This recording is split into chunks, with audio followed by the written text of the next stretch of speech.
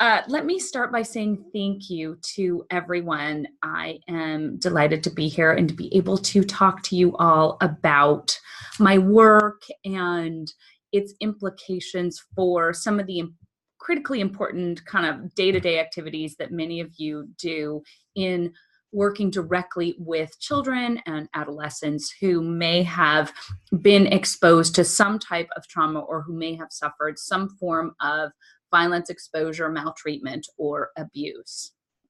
So let me kind of start off with that, just thank you. The other kind of thing I always want to start out all my talks is that, what I'm going to do today is I'm going to give you some information and some tools that you can use. But I also fully recognize that you really are the experts in this. You're the ones on the ground day to day. You have to make these really significant and crucial day-to-day decisions based on information that you're kind of taking in as you're sitting down with a child or an adolescent. And so, I'm humbled by that, but I'm hoping that what I can do is just sort of give you additional tools and additional things to think about to help you make those decisions. So I'm an expert in just telling you, some ideas about what to do, but I recognize that you all are the ones who have to make those decisions about when it's best to use them. So I kind of want to start out with this broad kind of landscape type of picture, just to kind of begin. And, when we approach an interview, we have this kind of immediate dilemma. And the dilemma kind of goes something like this. There is this immediate need to find out and talk to children and adolescents, but we have to do so in a way that makes sure that the information that is being provided is useful, it's on target, it's accurate, it's complete, and it's leading to benefits for the child, for the family, and for the well-being of that child and family. So I always kind of frame it like this. We need to find out what happened to a youth, or we need to know what they know, what they want, and kind of what their needs are.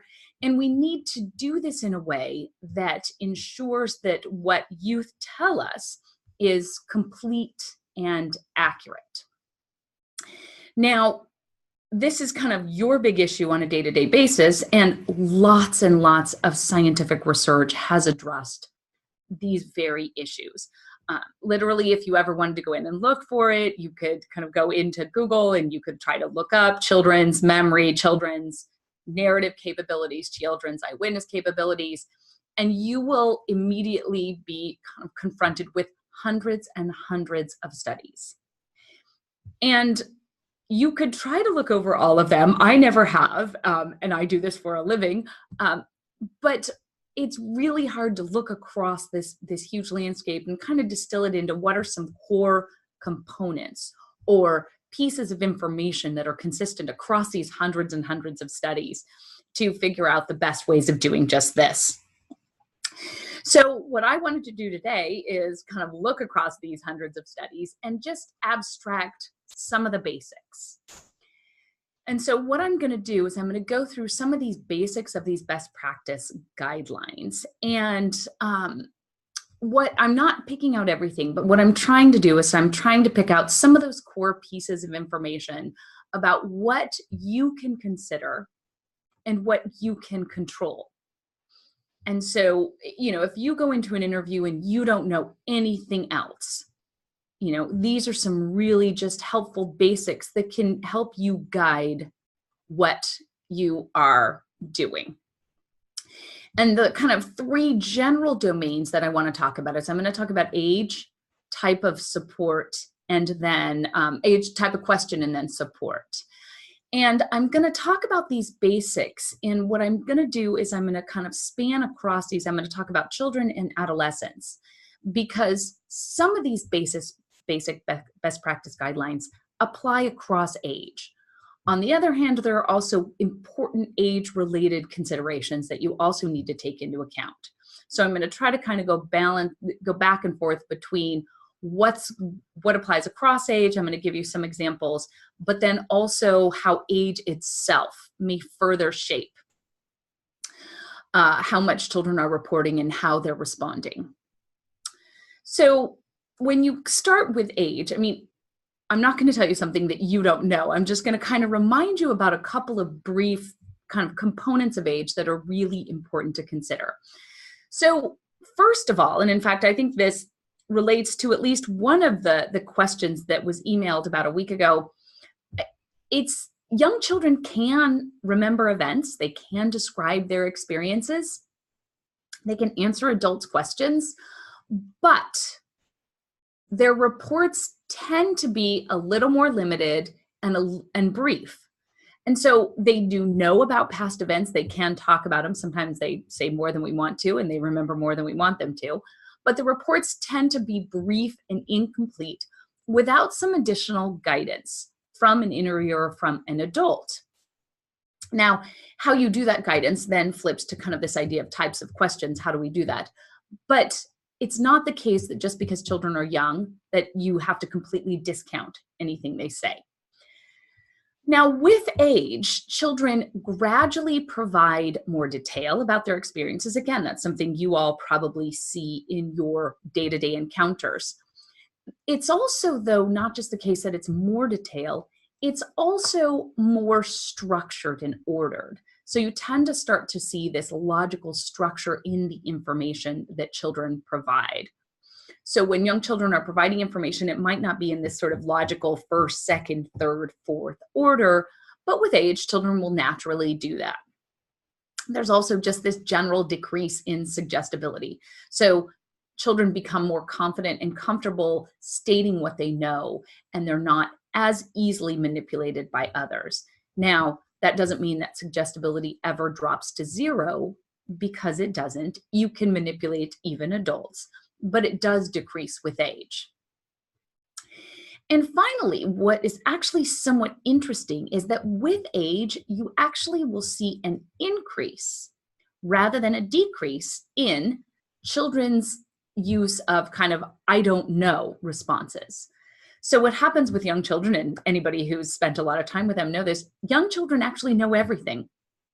So when you ask them questions, they're going to provide an answer. They understand the basics of conversation rules. And so if you ask a question, they will provide an answer. With age, however, children begin to recognize when they don't know the answer. So when you're talking to young children, keep in mind that they're not going to say, "I don't know," even when they don't know an answer, because of that sort of dynamic of the pressure of social interaction. And they know that when an adult asks a question, they should answer. But with age, children become more comfortable doing that. Now, these age-related improvements or changes, you do see them really dramatically when you compare children, young children to kind of, middle school children. But these types of changes continue even through adolescence. So adolescents are more likely to say, "I don't know," than middle school children, who are more likely to say, "I don't know," than young children. Now, adolescents also start to say, "I don't know," as a form of evasiveness. And so you have to kind of keep in mind that. But what we sometimes tell interviewers is that it's better that adolescents aren't answering than answering incorrectly. So just because I am a scientist and I have to kind of prove to you that what I'm saying is correct, I'm just going to give you two brief examples of kind of how these age-related changes appear. So one of them is in some studies we did a long time ago for children's memory for medical procedures. So these were fairly invasive medical procedures. One of the examples is called avoiding cystourethrogram fluoroscopy, or VCUG, which is, it involves urethral catheterization, and it's designed to identify a potentially serious kidney problem. And children have to be awake, or adolescents or adults who have this. And so it's a very complex procedure, can be very stressful for children, but because they're awake, we're able to interview them afterward about what happened. So in one of our studies, we interviewed 3 to 10-year-olds who had went through this medical procedure a few weeks previous, and we asked them lots of questions about what happened. We said the test with the tube. So what I want to show you is just simply how many statements children said about this procedure when we just asked them to tell what happened. So what this graph shows in the purple or the pink is the number of correct statements when you compare just the 3 to 4, 5 to 6, or 7 to 10-year-olds. So you can see this just very simple linear increase in how much correct information children reported. You also can see pretty low levels of incorrect details being reported. So after several weeks, children are pretty accurate, although you do see these young children being less, kind of providing less overall. When you looked at how well children answered yes/no questions, what you see is you see the same trend with increases in correct responding, but now you also see this tendency of young children to err. So this graph shows, again, in the purple, here's your number of, or your proportion of correct responses, whereas in the green, you see incorrect responses. And now you can really start to see the 3 to 4-year-olds starting to err much more often. Now, I mentioned that these age-related improvements continue into adolescence. So just to kind of show you one other example, in a separate study, we actually brought in 7 to 14-year-olds into our lab, and then they had to complete a surprise speech and math test. And I can tell you kids hate this. Actually, adults hate this too.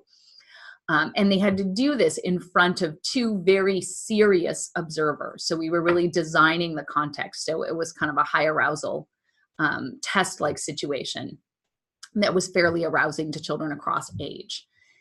Then what we did is we brought them back a few weeks later, and we asked them just again to tell us what happened the last time they came to our lab and they saw those people. So we were pretty general in our prompts to kind of find out how much children remembered and how much they'll report.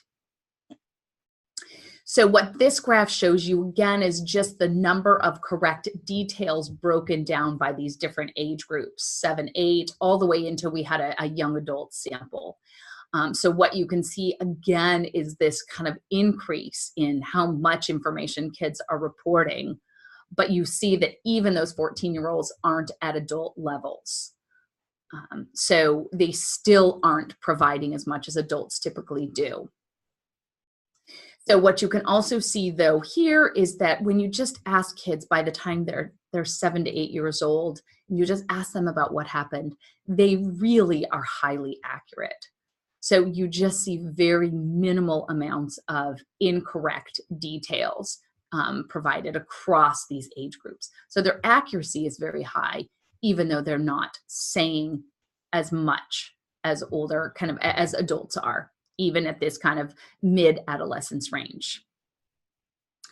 So that's kind of just the basics of age. I mean, I didn't tell you anything you don't know, but I think it always helps to have a reminder of kind of the broad range of the ways that age can affect children's reportings about their experience. But let me stop there for just a moment and see if anybody has any questions before I kind of transition into the type of questions asked.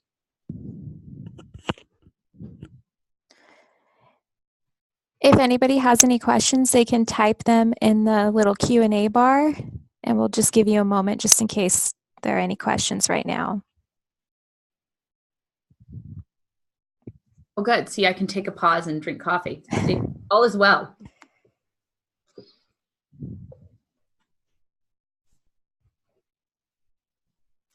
Okay, so, the easiest thing to know at any moment is simply how old a child is when he or she comes into a room and you need to interface with that child. In addition to age, kind of the second most influential characteristic of what children report is how the questions are phrased. And so, so we've got this age category that's been incredibly well studied. We also have a question type category that's been incredibly well studied across kind of the scientific literature. And it's been summarized in lots of different books and articles. And the exact phrasing or kind of the labels of the different types of questions varies across different types of resources, but kind of the general labels that look like they're emerging across both in the scientific literature, but also kind of by forensic interviewers, a lot of them on the front line, are really to identify recall prompts or recall invitations, oftentimes combined with these follow-up prompts. Directives, which tend to be these WH questions, the who, what, when, why, where questions, and then option posing. And option posing are really these more narrow or focused questions, such as yes, no questions, either or questions, questions that require a single word answer. And then within those option posing, sometimes the questions can move to, rather than just being a yes, no question, to actually being more suggestive. There are some differences in the legal definition of a suggestive question versus kind of the scientific definition. I'll give you one example. If you ask a child, what was his hat, red or blue? In a scientific study, that would generally be considered an option posing question because you're giving the child the two options. Sometimes in a legal setting, that will be considered leading if the child has not mentioned a hat until that point. And so there are these differences that you have to keep in mind between option posing and suggestive in terms of how they're defined in actual interview situations when people are looking at interviews versus how they're defined in the legal system. Both of the questions, as I'm going to show you, are potentially problematic. And so regardless of this legal definition, it's good to avoid both of those as much as possible. It's probably impossible to avoid option posing questions altogether, but to the extent you can avoid them, it's great. Okay, now across all these questions types, the best type of question and the least controversial type, and the one that really is kind of the gold standard, is what we call recall invitations or recall prompts. And these are very general, open-ended prompts that just ask a youth to report what they know or what they remember. And so they don't even have to say, tell me what happened when, because that implies something did happen. These can be even broader. So what you'll sometimes see is you'll see an interviewer start an interview with, well, tell me why you're here. Many times children and adolescents know why they've been brought to an interviewer or what the topic is. And so what you'll sometimes see is interviewers say, well, tell me why you're here. Why is your foster mom concerned? Tell me about, you came here today to talk to me. Tell me about what's been going on. Tell me what you're thinking. So these are really kind of these very general prompts just to kind of encourage children to talk.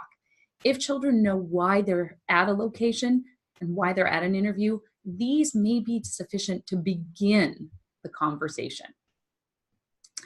There are a number of benefits to these types of general recall invitations. First of all, they are minimally controversial. And so as experts in legal cases, when people ask us to review interviews, if you see interviews start with these general prompts, these are really considered the gold standard. They're much less controversial. That doesn't mean there might be some crazy expert who says they're bad, but really the science shows that these are really minimally problematic. They're non-leading, so they reduce concerns about suggestibility. They're also fairly easy for youth to answer because they can say what they want. they can say what they know, and they can in some ways control the beginning of this conversation. This idea of control is actually both good and bad, especially with adolescents. So giving adolescents some control over an interview can be really useful in terms of establishing a relationship, establishing kind of a dyadic interaction, providing some support. And that gives youth a little bit of control in situations that they're oftentimes very frightened and nervous about, and also concerned about. So on the one hand, that can be really useful, but that same control can also be a limitation. So when you think of, these ideal questions being these recall invitations, they are ideal. And I would say hands down, you really should start an interview to the extent you can with those. But you can't end with those in most cases. So first of all, if you ask youth, why are you here? Or you say, what's happening? Or what are you thinking? Youth may not know what you want to know. And so they may not know why they're there, or they may not know the specifics of what you want to know from them. Also, when you ask a youth, they might answer your question, but they might not elaborate. So they'll answer your question, but they might not provide additional details.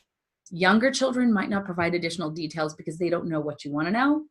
Older children might not provide additional details because they don't want to. So there might be both cognitive and kind of motivational reasons why they don't do this. And again, I told you that one of the benefits was that youth can say what they want and control the conversation. That's also a limitation with teens, because if they don't want to tell you something, then it becomes harder, even with these recall prompts, to get them to talk. There are a few other tricks and things you can try, but with adolescents, I mean, there are some challenges, I think, that come with the adolescents and the adolescents' experiences that may make them highly reluctant, leading to you may just have to focus on other topics at first until you build that relationship. So because recall invitations are limited potentially in just terms of how much information children provide and adolescents provide, what happens as an interviewer is that you have to get more information from children. You might have this great recall prompt, you might get a little bit of information, but you really need more. You need more details. So then you sort of run into this issue, well, how am I going to get more information out of this youth? Kind of the most common ways and the kind of typical strategies that we see come up are you go from these recall invitations, so people are pretty good about starting an interview with recall, and then you move to these directives, these WH questions: who, what, when, why, where. Sometimes option posing questions: did this happen, did this happen, or even kind of suggestive. So to give you kind of one example, if you have a child who comes home from school at the end of the day and they might walk in and you're like, tell me what happened. Tell me about your day. So it's this great recall prompt. And if your kids are like mine, they say, I played.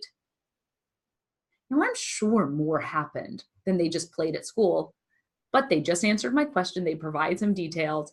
And so our sort of gut response is then, well, did you do math? Did you play outside? Who did you play with? What did you do during recess? So you sort of immediately go to these more directive types questions, the option posing questions, to try to pull that information out of children. But what I want to show you is that all of these types of questions, I mean, you will sometimes have to ask them, but they can be controversial, even if they don't undermine children's accuracy, because they can undermine children's credibility. So this is especially true with option posing and suggestive questions. So what happens is once children start answering those questions, other people can come in and raise concerns about children's credibility, even when children are accurate. Okay, so directives. So, directives are always an interesting one because they are generally thought of as these open-ended or prompts that should elicit information. And I just want to make kind of a cautionary note about some of these. So directives are these kind of what WH questions: who, what, when, why, where. And sometimes they're useful, But this usefulness really depends on whether they're building on topics already mentioned by a child or they're new topics. And so when they are problematic, they're problematic both for kind of cognitive reasons and also motivational reasons. So the reason I give the word when as an example is when and these types of temporal and numeric constructs are actually pretty hard for children, even through middle childhood, to answer. So asking children when something happened, especially if it was in the distant past, can be really hard, because thinking about things in the distant past requires inferential abilities. So if I asked you a question about when something happened last year, as an adult, what we could do is we could go back into our mind and kind of reconstruct what was happening during that time. We could reconstruct what the weather was like, maybe what was going on at work or what was going on at home. And so we could sort of back into a time. But that's a really hard cognitive process. And children just don't have the capability to kind of engage in that complex process. So when questions can be pretty hard for them, kind of so can related types of questions like how many times something happened, that requires estimation of numbers. And so if it happened more than, 2 or 3, you'll start to get kind of these discrepant, kind of widely varying estimates, because that's a hard thing for children to do. Another type of potentially problematic directive is the question why. You'll see this come up accidentally or sometimes intentionally to try to find out, well, why did you go home with him? Why did you leave with him?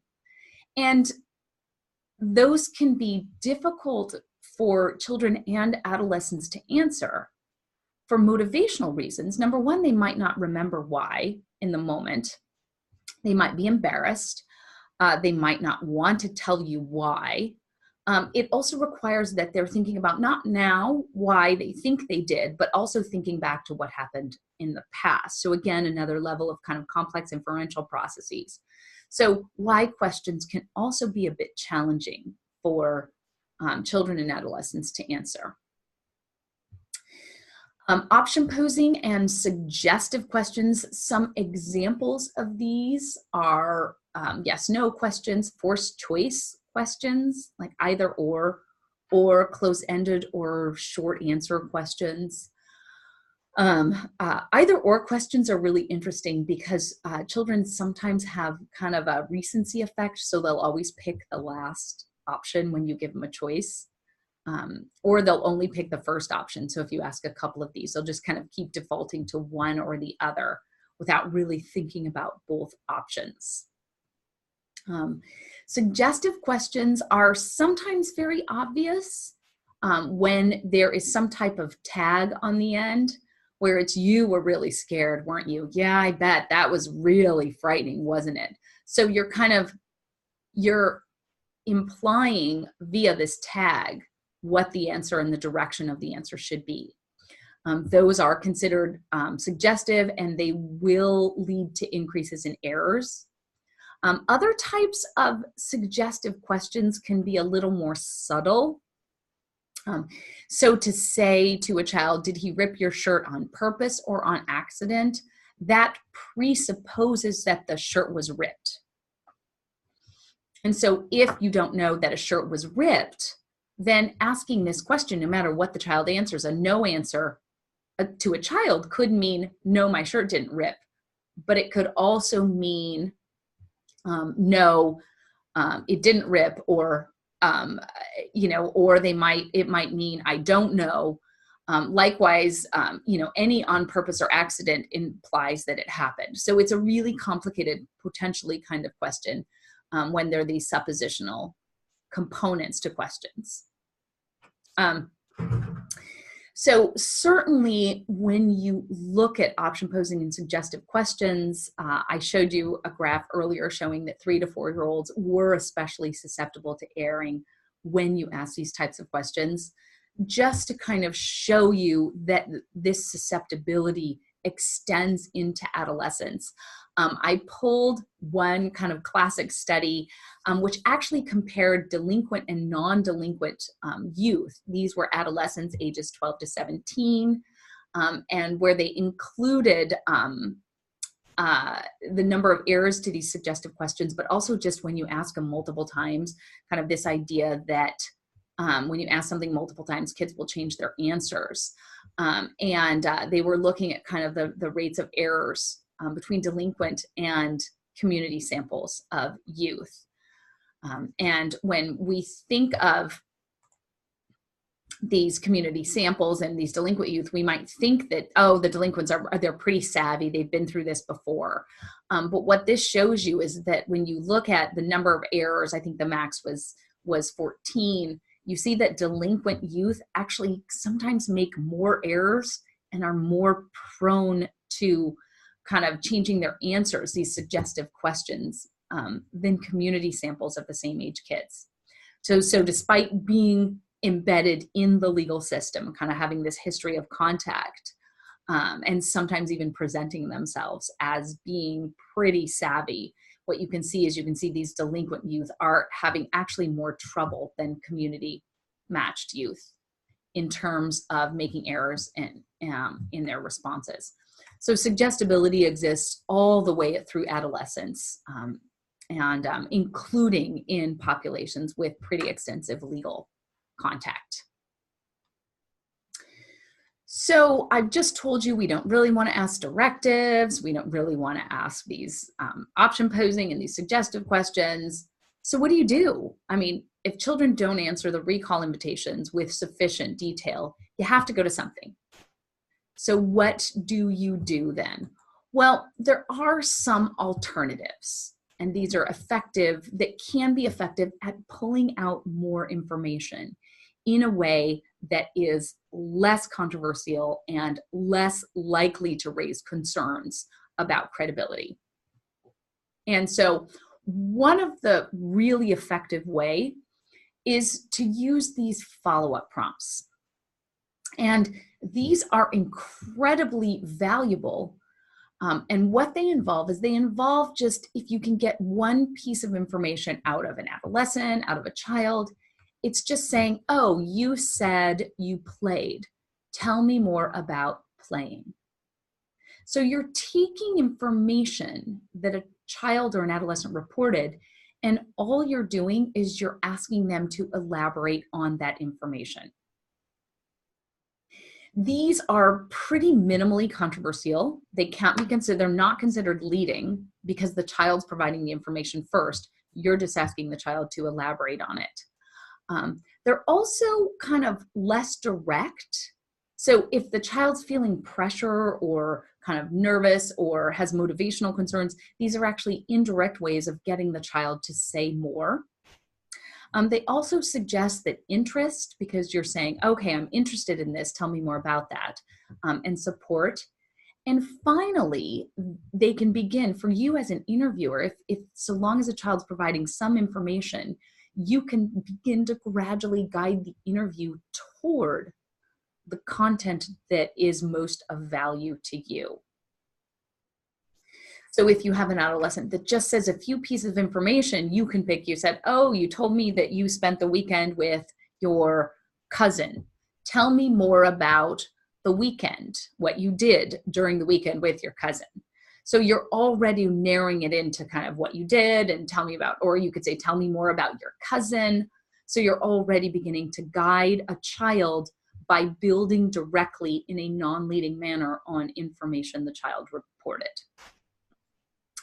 So I actually just took a transcript and to kind of show you what this might look like. And I mean, keep in mind that when I pick a transcript as an example for you, that I obviously pick the one that makes the point the best. So not all interviews are going to go this perfectly, but here's an example. So you have an interviewer that says, you know, as I told you, my job is to talk to kids that might have happened. It's very important that I understand why you're here. Tell me why you think your foster mom brought you here today. So you have this really great recall invitation. Why'd your foster mom bring you? And you have your typical, I don't know, response. Now, here is the next follow-up prompt. Now, this does get a little more narrow, but she had kind of an I don't know response, but the interviewer says, you don't know. Is your foster mom worried that something might have happened to you? Yeah. Tell me what she's worried about. So she noticed that the interviewer kind of moved in a little more focused with this, what have happened, that something may have happened. But then she said, tell me about what she's worried about. So she kind of backed off a little bit and kind of asked about, well, what's she worried about, rather than saying, well, tell me what happened. And the child here, who I believe in this case was an 11-year-old, said she's worried that I'll go back and my old dad would touch me again. So you immediately get some piece of information that is valuable. And then the interviewer kind of follows up with that your dad would touch you again. So she just verbatim repeats what the child said and then says, tell me more about that. So she follows right up. She didn't provide this information. The child did. So now she's just asking this open-ended follow-up prompt saying, tell me more. And in response to this, of course, because I picked the perfect interview, the child then elaborates and really gives a lot of details on which the interviewer could continue to build. You know, that they used to touch me, I didn't like it, I never told, only my mom, and my mom would get mad, and then they just start to fight, and then my mom tell him to leave the house, and I said no, because I love him and I love my whole family, and so that's why he's still with my mom. So you can then just see how an interviewer could take this and really build on it and get the child to continue talking in a non-leading and kind of the least controversial manner. So let me kind of stop there for just a moment and see if there are any questions.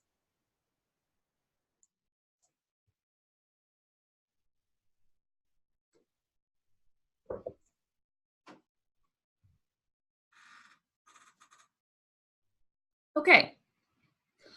All right. So question type is really a great option. You know, and if you can ask these follow-up prompts, that's great. You know, sometimes you have to go back to an option posing question. You might need to ask one, but you can also follow up those with these follow-up prompts. And so if you go from a yes/no question, and you can then say, tell me more about that. Asking one yes/no question will not ruin an interview. You know, and it doesn't mean that once you've asked a yes/no question, you can't ask any other type of question. So as an interviewer, I think your challenge is to really figure out how to navigate these different types of questions and to kind of pull back and get more narratives when you can, even after you ask sometimes these directives or these other types of option posing questions. Now, beyond the type of questions is this really broader set of characteristics. And these really extend beyond the type of question, but they also have been shown both in all these hundreds of studies of kind of scientific laboratory studies, but also in investigations of actual field interviews of suspected victims. They've also been shown to be effective at eliciting information out of children about their experiences in a way that's kind of supportive and kind and really helps children report more. And so what I want to do is I'm going to talk about some of these, and I'm in some ways kind of grouping them all together because they oftentimes go hand in hand. As scientists, we can tease them apart and we can only do one versus the other.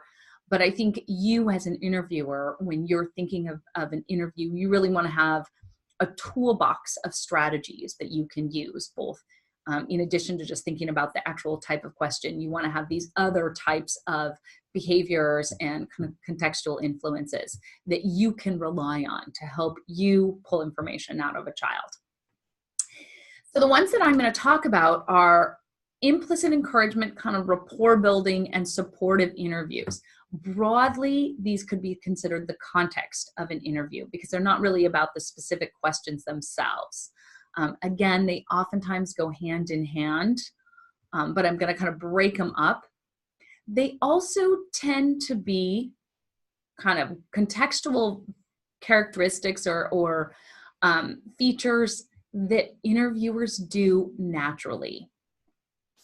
Part of the reason I sometimes talk about these are kind of to remind you, but also I talk about these because every once in a while I'll actually get a call from an attorney who raises questions about whether these types of strategies are leading to errors. And so to give you just one brief example, sometimes people will say, oh, you know, if you're too nice to kids, then they just go along with what you say because they want to please you because you're so nice.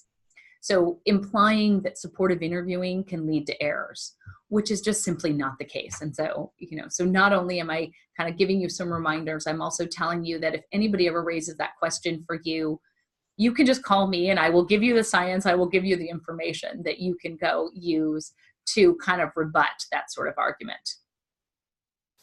Now, all of these strategies, though, they are very effective if they're consistent across an interview, regardless of what children report.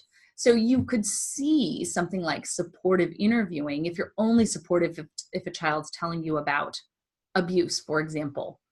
And then if the child's talking about, oh, nothing happened, and you pull that support back, that's not consistent support. That's selective reinforcement. That can lead to errors. So you really want to think about these strategies as being something you really use consistently across an entire interview. So what do I mean by implicit encouragement? So implicit encouragement is actually something we do naturally all the time in dyadic interactions. It's actually a really awkward thing to do in a webinar like this because I can't see or hear any type of feedback from an audience on whether they're tracking what I'm saying, whether they're interested, etc. But what implicit encouragement is things like back channeling. It's those verbal and nonverbal cues that a dyadic partner will provide as you're talking to signal, I understand, to signal I'm interested, and also to encourage the partner to continue talking. So you see this all the time, and we do this all the time naturally. These are these, oh, uh-huh, okay, uh-huh, and the head nods. These are just natural kind of behavioral tendencies that we use with adults. We also use them in interactions with children. In fact, we do it even more. But these are examples that you can also embed very easily and consistently in an interview with a child. The other thing is something that's not quite as natural, but that's pausing. And so in a casual conversation with somebody else, someone talks, you talk, sometimes you interrupt each other, sometimes you finish their ideas. It's a very natural and flowing conversation. When you are interviewing a child, though, it's not supposed to be that level of sort of flowing and kind of interactional dynamic. And so, you know, when you ask a child a question, if you don't pause and the child doesn't answer right away, you might naturally be inclined to kind of fill in and ask another question. But what may also be happening is it just takes the child a little bit longer to gather her thoughts, to think about the question, to process the question, to think about the answer, and then to provide the answer. And so if you don't pause and embed those pauses, what happens very quickly is that you are asking more questions. So you're sort of following up. Children are providing minimal responses.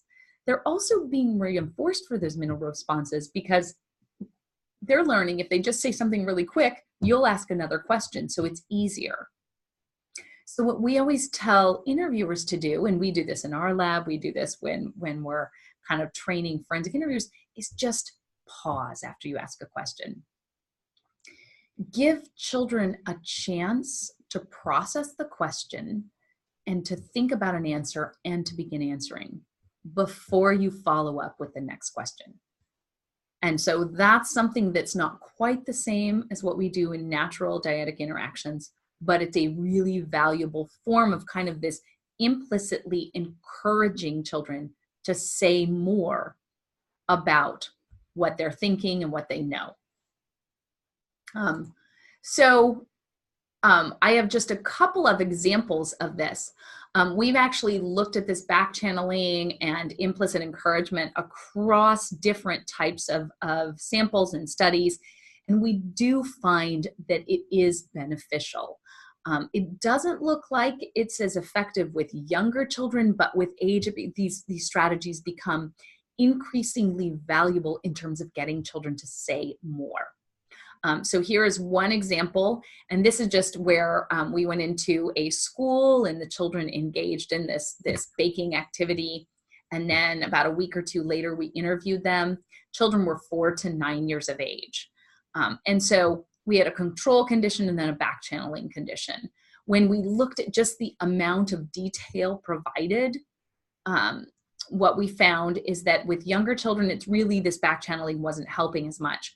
But once you start looking at these older children, you do start to see these bumps and these increases in how beneficial this type of back channeling is. And that probably has to do a little bit with kind of understanding the more complexities and the nuances of a dyadic interaction with age. And so the older children are probably picking up on these back channel cues a little better and saying more in response. So it worked with older children. It also works with adolescents. So in one of our other studies, what we did is this was, I think I had mentioned it earlier, it's where we brought children in and they did a speech and a math task. In one of the iterations of those studies, we actually varied whether the interviewer used implicit encouragement or not when they were asking these recall and follow-up invitations. We also asked kids a lot of questions of these recall questions about how they were feeling, what they were thinking, to try to get at not only fact-based details, but then kind of emotion-based details, kind of what kids were thinking, how they felt during this lab stressor. And what this shows is kind of just the number of words said.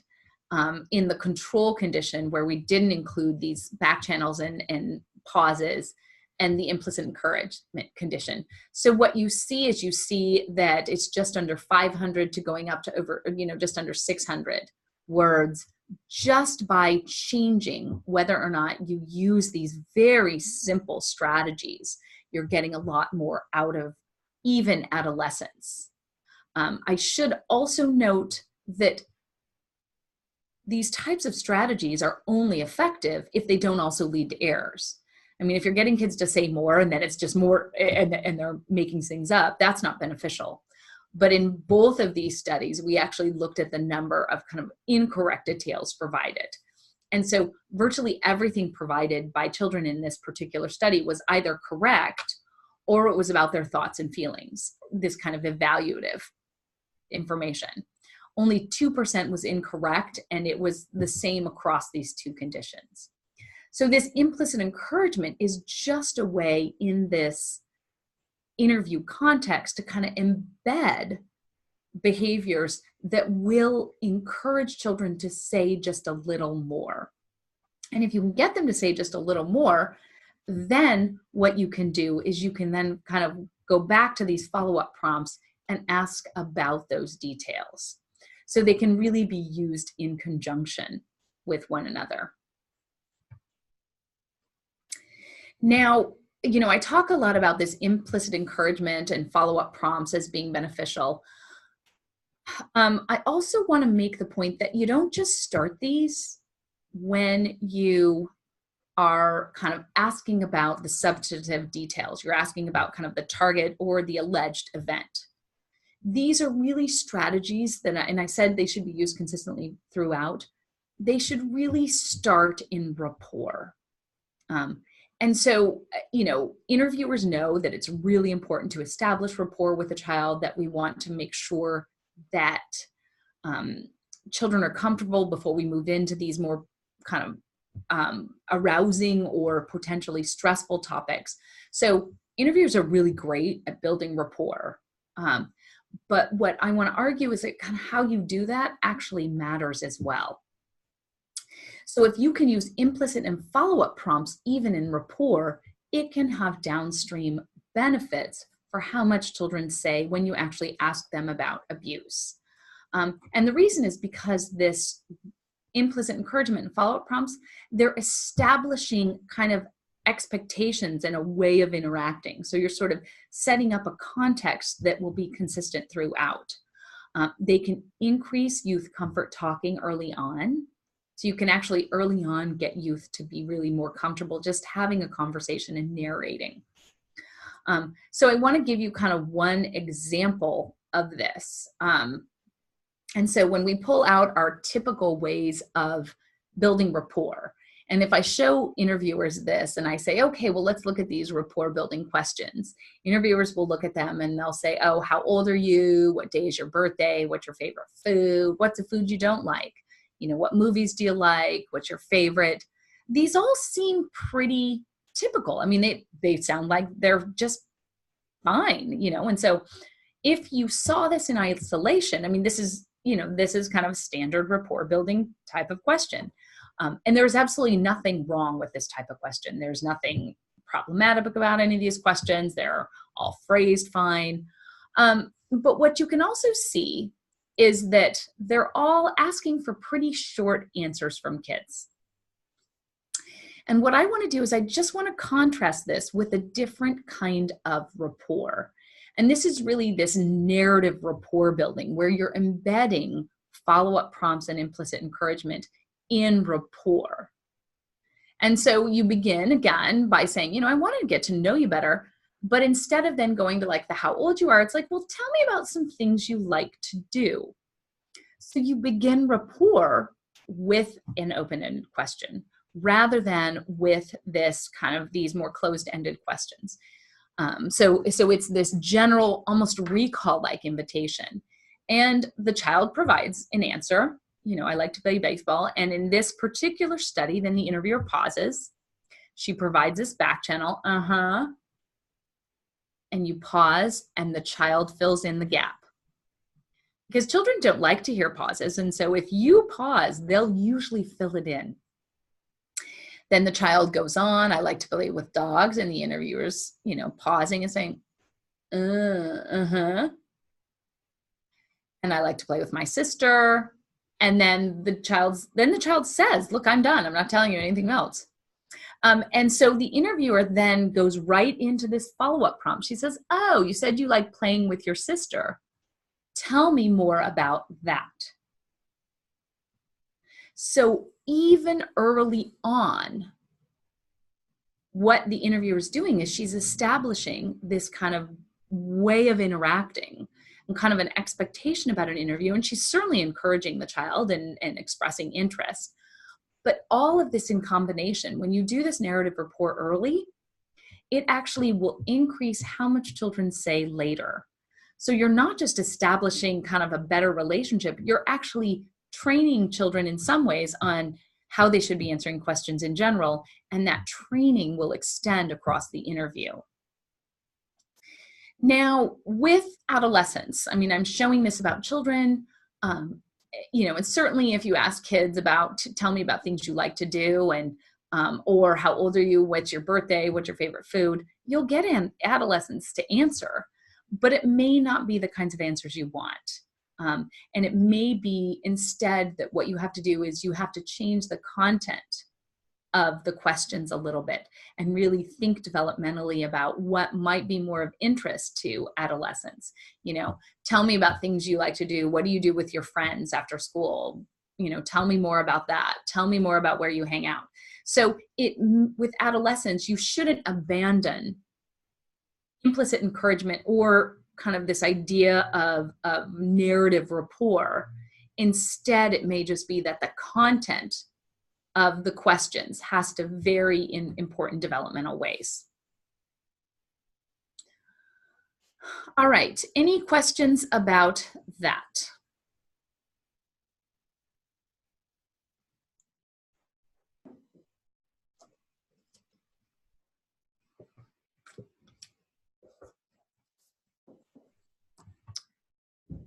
Okay, so in combination though, what this in general does By using implicit encouragement, by building rapport in this way, what you're really doing is you're leading to this kind of globally or generally supportive interview context. And when you look across studies at support, at this general support, what you find is supportive contexts are really valuable to children across age. They help with younger children, they help with adolescents. And it looks like youth are more accurate when they answer questions in an unintimidating or supportive manner than an intimidating or, less supportive manner. And so this intimidation can be with eye contact, it can be with less vocal inclination, fewer back channels, more formal postures, more formal interview settings. All of those things will contribute to this less supportive context. The context effects in this supportive way look like they exert their biggest effect on suggestibility, on children's tendency to err. But you see that when the context is supportive, you see these benefits of that support, especially in terms of reducing errors across age, even through adolescence. So it's not the case that, being really nice is only important for young children. It's actually important for older children and adolescents as well, even if they don't appear to appreciate it. Okay, just to kind of summarize what to do, it's really helpful if you can, even if it's only for a minute or two, given time constraints that are sometimes very real when you need to get information from a child fast. Even if it's only for a minute or two, build rapport to the extent possible with these open-ended recall and follow-up prompts. Embed some pauses and implicit encouragement strategies in there, kind of these back channels. I also have vocatives in there, which are things like calling attention during an interview, like using the child's name. There's also, that was that one. Also, you can, when you actually go in to ask about kind of the more substantive topics, begin with these recall prompts. Tell me why you're here. To the extent possible, ask these follow-up prompts. Tell me more about X or tell me more about that whenever it's possible. And you can embed these follow-up prompts throughout an interview, no matter what kind of question precedes it. On the other hand, to the extent possible, avoid closed-ended questions, directives, especially those that ask about temporal information, like when, especially not only temporal information, but also when it was in the distant past. Avoid suggestive questions. And finally, this idea of selective support, kind of being more supportive if the child's talking and being less supportive if the child's maybe saying, I don't know, or not providing information. And, all of these strategies, on the one hand, they can compromise accuracy. They don't always. Some kids still do very well when they're asked suggestive questions or directives. They can still answer correctly. The problem is that if you have a defense attorney or someone who wants to question children's reporting, these types of questions can undermine the credibility. These defense experts can go get some suggestibility expert who will say that every time you see these questions, you shouldn't believe what children say in response, even if kids are accurate. So it's not always the case. So if somebody does say that, and you've only asked one or two kind of closed-ended questions, again, call me because I'll give you information that will kind of rebut that argument. But the more of these that occur, the easier it is for somebody to undermine children's credibility, even when what they're saying is accurate. Okay. So I just laid out the basics on some of the kind of issues to consider. I talked about kind of the context. I talked about type of questions. I talked about some of the basics on age. Actually, let me stop there and just see if there's any general questions. And then I'm going to flip for about 10 or 15 minutes to just kind of other topics. But are there any questions? So, Jodi, we do have a question. What suggestions do you have in getting a timeline of events if we should avoid temporal questions? Um, that's a great question. So, temporal questions are really interesting. If you need if you need a timeline, what you can sometimes do is anchor parts of this, and you can kind of build on it. If it's a recent event, you can sometimes in a single event, you can say, well, tell me what happened first and tell me what happened at the end, if they're young children. With older children, once you've established the event that happened, you can actually ask what happened first, what happened second, what happened last. If you're trying to establish frequency, like of how many times abuse occurred, what a lot of people are now arguing, and it's in most states it's now legal, is to establish that something like abuse happened multiple times. You can sometimes ask about the first incident, the last incident, and the most memorable, and ask children to tell about those three, because then what you've done is you've established that it happened at least 3 times, and that's usually legally sufficient to show frequency. And you can ask the child details about each of those. So that's that's one of the strategies that we've tried to argue that works with establishing frequency of abuse. What you can also ask, if you just want to know, kids are pretty good about saying whether it happened once or more than once. So you can make that distinction. But with an event, once a child's talked about an event, you can ask about kind of what happened in the beginning, what happened in the middle, what happened in the end. All right. Any other questions? So we do have another question. Somebody just asked if you could go over the summary that you previously went over because they missed the final bullet point. So Okay. I think just on your last slide, Okay. probably. So kind of the what to do. So when you think about what to do, we want to build rapport with open-ended recall prompts, embed pauses and back channeling even in rapport, but throughout an interview, because that'll just encourage children to say more. And then really, to the extent possible, rely on these recall invitations and follow-up prompts, and even going back and forth with these follow-up prompts if you've asked some option posing questions. The flip side is, if you can avoid them, avoid closed-ended questions, these yes, no, or short answer questions, to the extent possible, even though it's probably impossible to avoid them altogether. Likewise with directives, you probably will ask some, but you want to sort of limit those, and you can even follow up those. I mean, they work better when they're focused on topics children have already talked about. You can also use follow-up prompts afterward. You do want to try to avoid suggestive questions to the extent possible, and then avoid selective support, kind of being more supportive if children are talking about abuse, and less supported, for example, if they're talking about something else.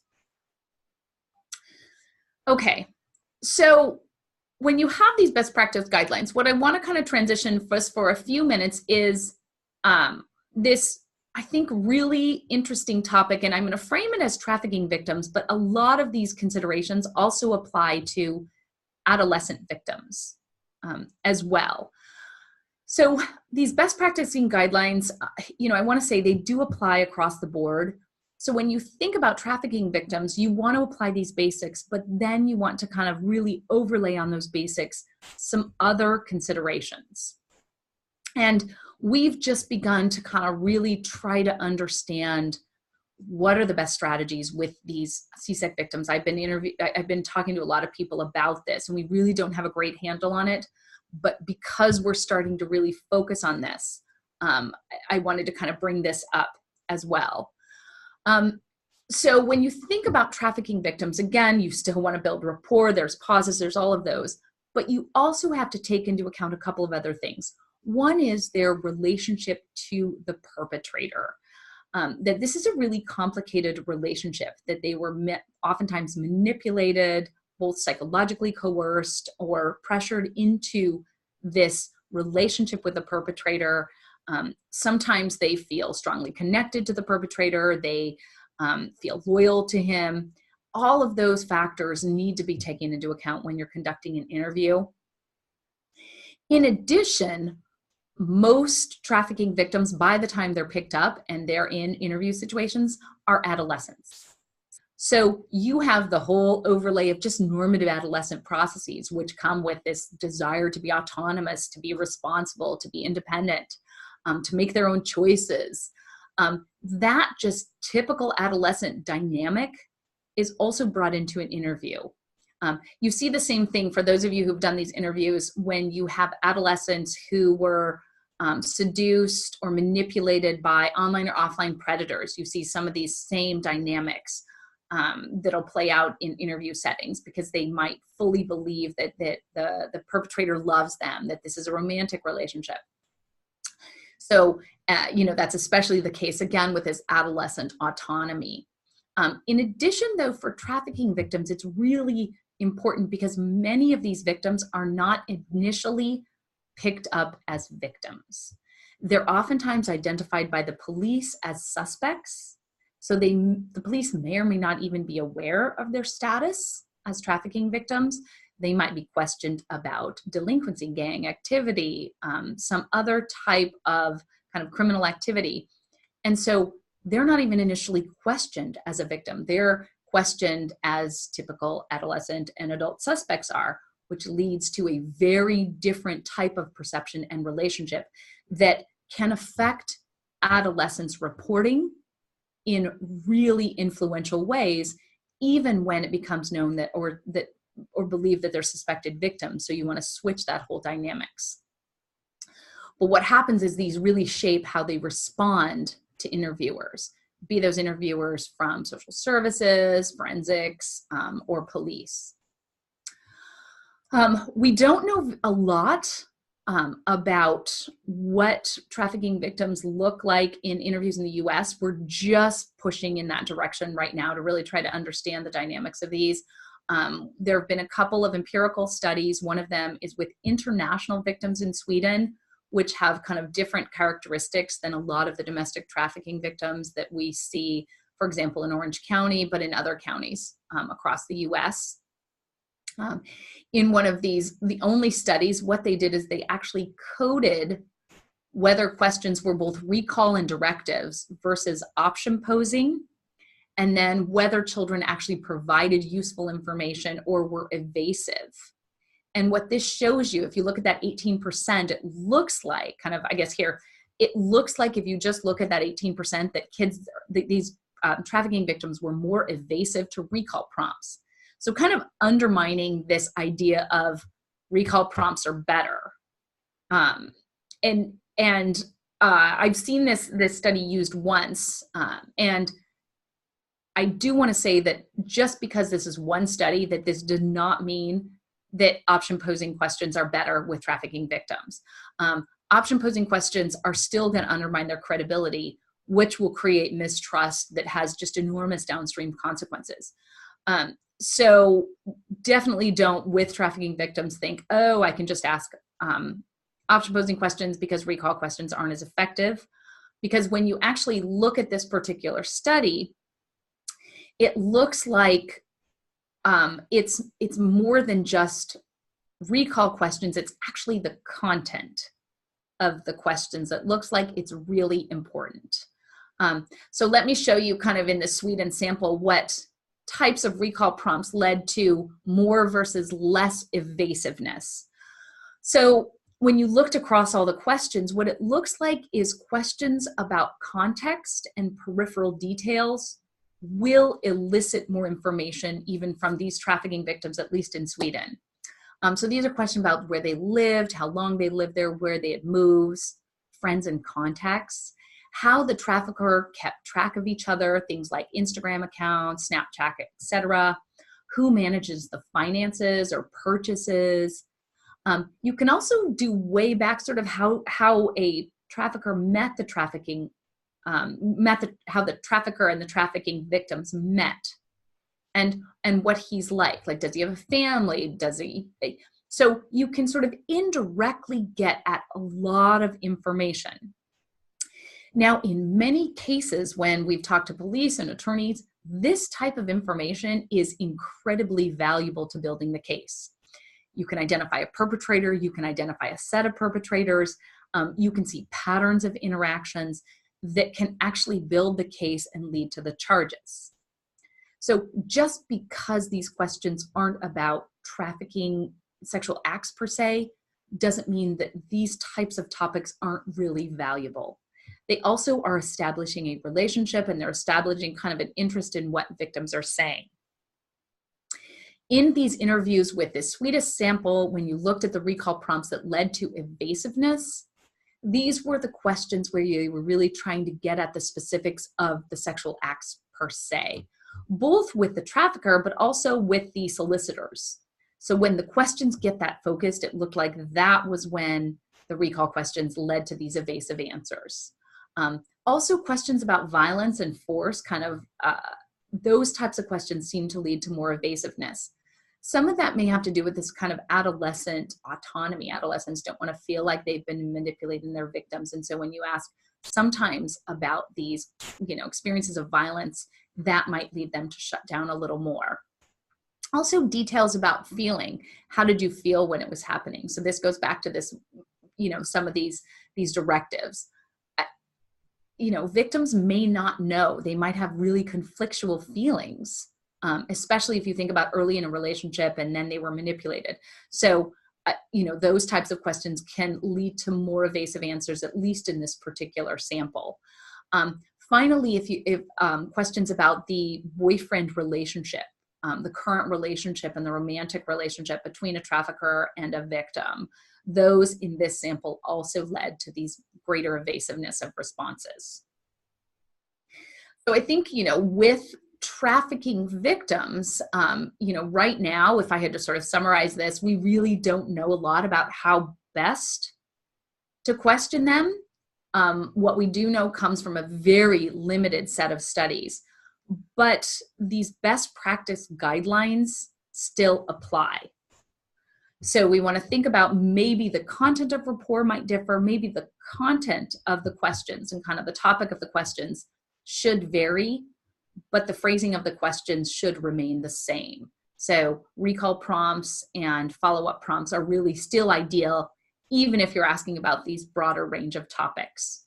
The other things that need to be taken into account are knowledge of adolescent development and knowledge of trafficking victims' unique backgrounds.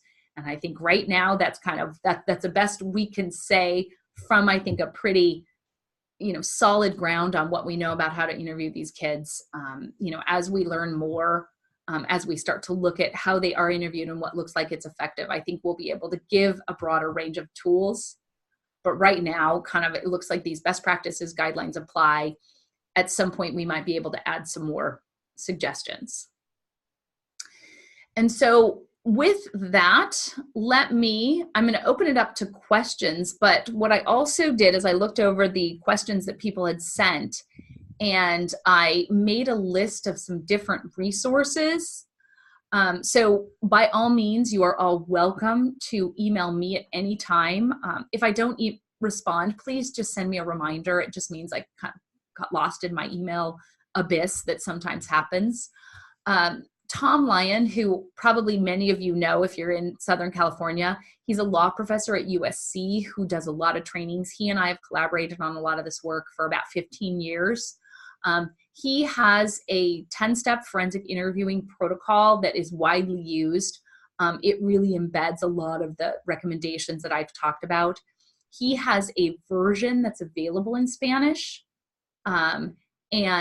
And so you can go to his website, and if you scroll down, you'll be able to find that.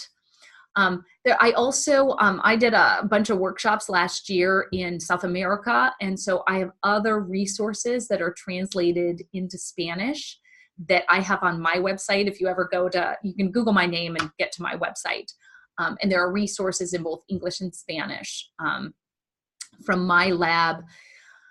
Karen Saywitz has a really great book if you just want a hard copy. And it came out a couple years ago, and it talks about just child forensic interviewing. And finally, related to Tom Lyon is this NICHD protocol, which is, again, another one of these really gold standard interviewing protocols. They have videos, video trainings, they have articles. They also have the NICHD protocol, which is really overlaps tremendously with Tom Lyon's, available, I think, in about a dozen languages. So all of those resources are free, they're accessible, and Tom has videos.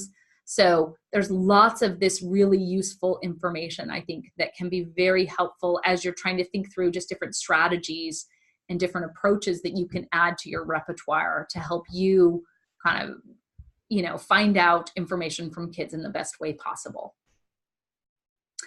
So I'm going to leave this up, but let me stop there and just kind of answer questions if people have them. Thank you, Jodi. So I had made a little PowerPoint of some questions that we had received ahead of time, and I can go ahead and bring that up now. I'll share that with everyone. People can also type in the Q&A box, but I'll share this right now. Okay, so I'll stop share? Okay. It should be.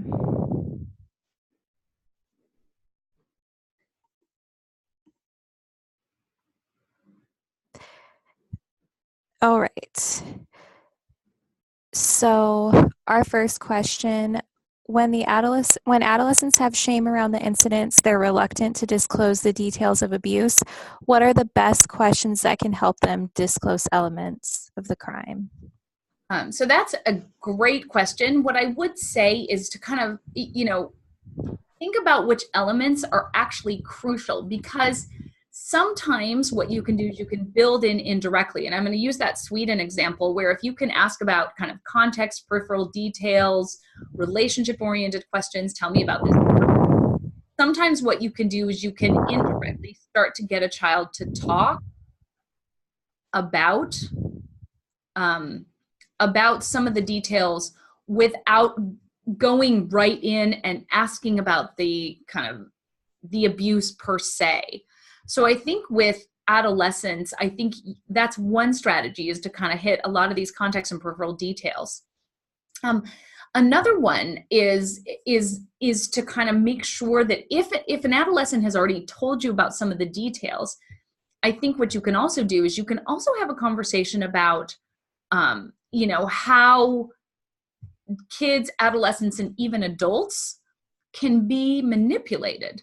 So it's, in addition to kind of explaining things to adolescents, you can also talk about how, people who are really sophisticated learn these really unique ways of kind of manipulating people into doing things. And if you use that as an example, what that's going to do is that may help adolescents reduce a little bit of shame around what they did, recognizing that this happens with not only adolescents, but also adults.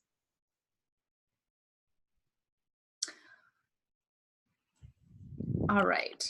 So that's number one. Do you want me to keep going, Kelly, or do you want to kind of... Okay. Yeah, I can read them out to you. To what extent can adolescents make errors elicited by exposure in a forensic interview as compared to children? And can the same interview techniques be feasible in assessing testimony credibility for both? So I think, adolescents are not immune from errors. Adolescents will make errors. Certainly they're less prone to errors than our children, but, adults can make errors. So certainly adolescents can as well. The same types of interviewing strategies that work with children work with adolescents. To give you an example, there's actually a lot of work right now on interrogations, on how to interrogate suspects.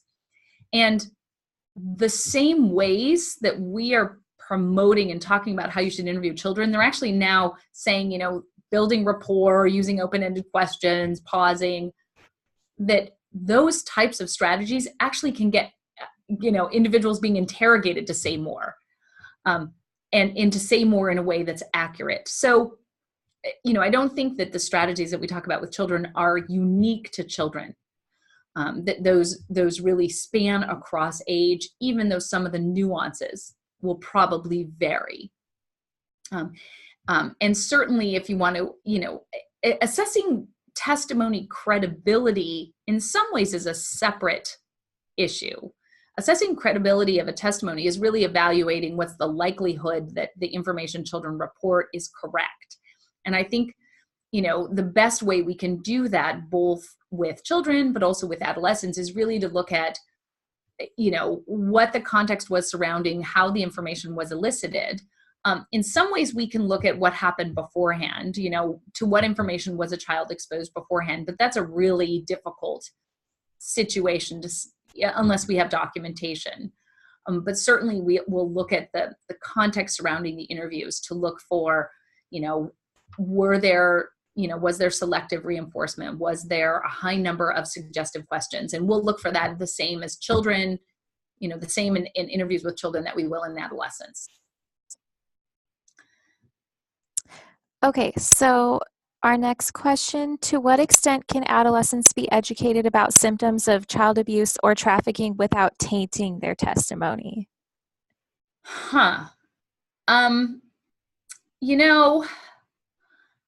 I think, first of all, I think there's no one necessary symptom.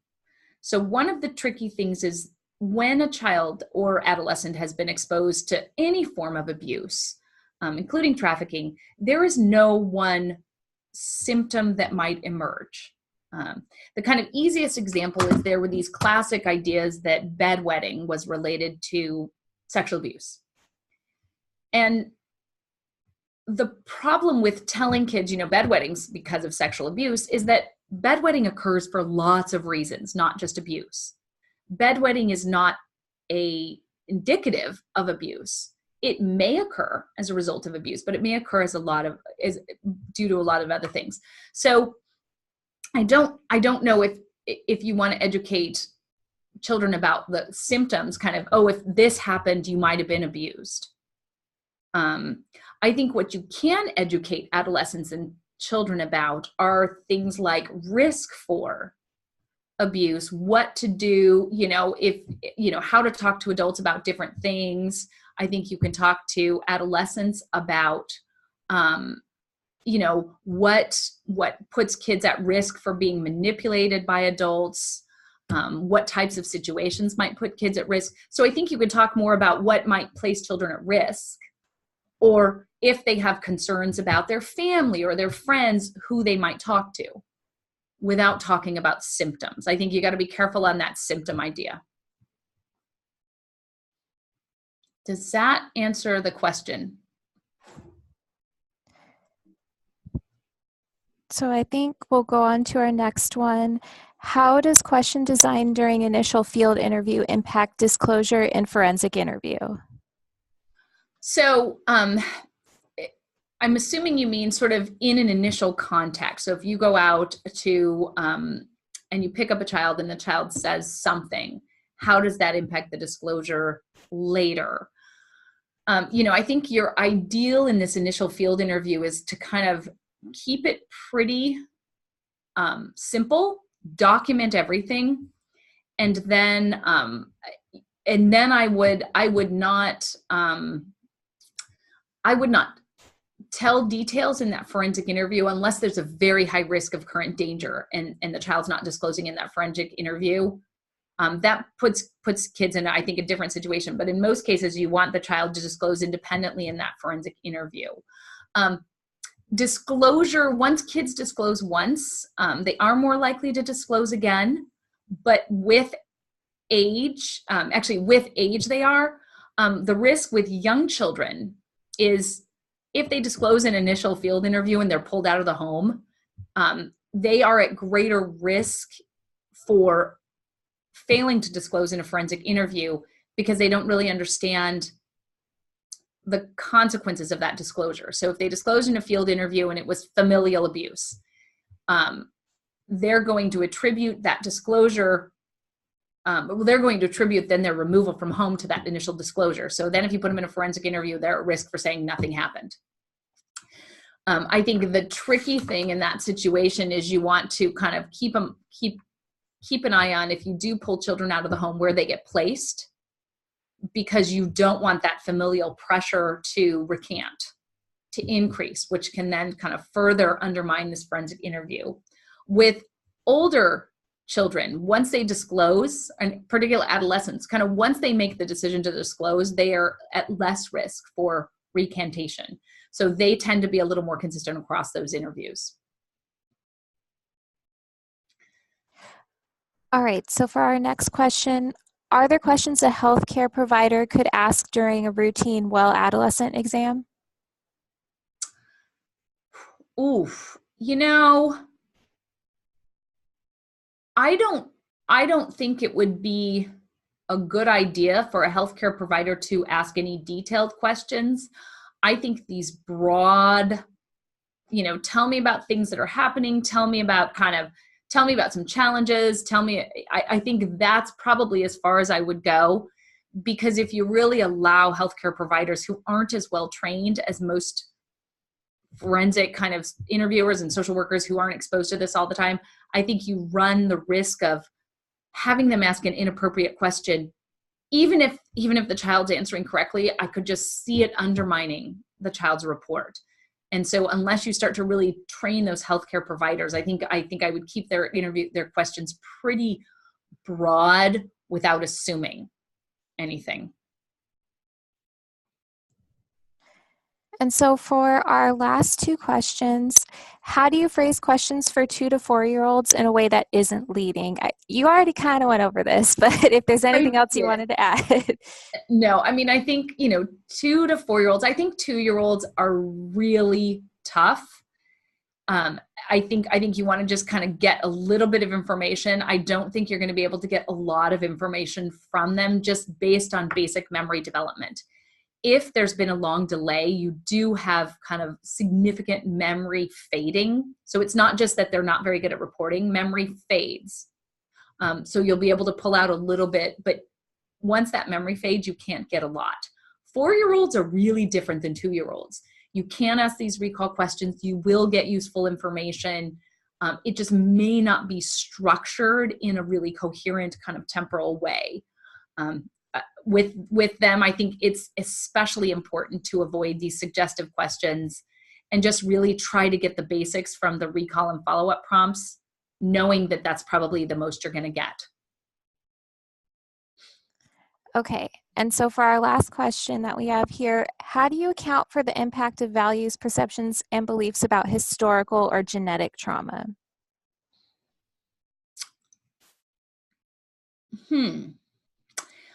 I'm not entirely sure I understand this. So let me answer a little bit, and then if I'm not answering what this is about, we can switch. So I think to think about this in terms of kind of historical, it's like when you have kids who have been exposed to repeated trauma, if you think of trafficking victims, they oftentimes come from foster care, so they have a history of maltreatment, a history of living in foster care, multiple homes. I think that you do need to take that into account in interviews. And it's not genetic trauma per se, but it's really this idea of kind of, they have a whole history of adults not providing for them. They don't trust adults. They don't, their perceptions are adults aren't there to help them. They might have social workers who remove them from home, parents who never protected them. So I think in interview situations, you do need to take that into account, knowing that you may just need to move slow, and that kind of establishing that rapport and the limits of the interview, I think, is really valuable, and not overpromising. I think people always talk about that your social workers always tell me, it's like you can't overpromise with a child, but I think you have to kind of think about that history when you're conducting the interview, that's going to shape what they how they perceive the interview in the situation. Okay, perfect. I just saw Chris's comment about sort of, what are you talking about, kind of community trauma, like the legacy of slavery, genocide. I think that is a bigger challenge. But I do think, some of that comes from acknowledging and recognizing diversity. there's no evidence, for example, that matching the race or ethnicity of an interviewer to a child affects how much children say. But that may having people who are interviewing you who you feel like you could connect with may impact how comfortable people are. It may impact adolescents' perceptions. It may impact things in more subtle ways. And so I think, to the extent an interviewer either has some relevant experiences or acknowledges that they don't, like I'm a 50-year-old white woman, and so if I'm interviewing an adolescent or a child, I mean, number one, I'm 35 years different in age. I grew up in a different time, a different era, a different state. And so rather than me trying to pretend that I have something in common, I sort of make sure that it's very clear. It's like, look, I'm coming from a totally different place. And so I don't have your history. And so I think also just acknowledging when you don't have that knowledge, then you're not pretending. So I think some of that kind of more community-based kind of historical perceptions about kind of, discrimination, about trust, I think sometimes acknowledging that exists is a good start to an interview. Okay, so hopefully this helped. Okay, so we do not have any more questions. I just wanted to address earlier, I had gotten a few questions about whether this presentation was going to be available after the fact, and I just wanted to let everybody know that we are recording it, so it will be on our website, so you can look back at it should there be anything you've forgotten. You can also send questions to us if you remember questions later on that you want to be answered. I just wanted to thank you, Jodi. Thank you again for lending your expertise. Really appreciate that. And if nobody else has any questions, is there anything else that you wanted to say? No, thank you, everybody. And again, feel free to email me if you have any questions. I'm happy to help out. Okay, thank you, Jodi. We really appreciate it. All right, Okay, bye. bye.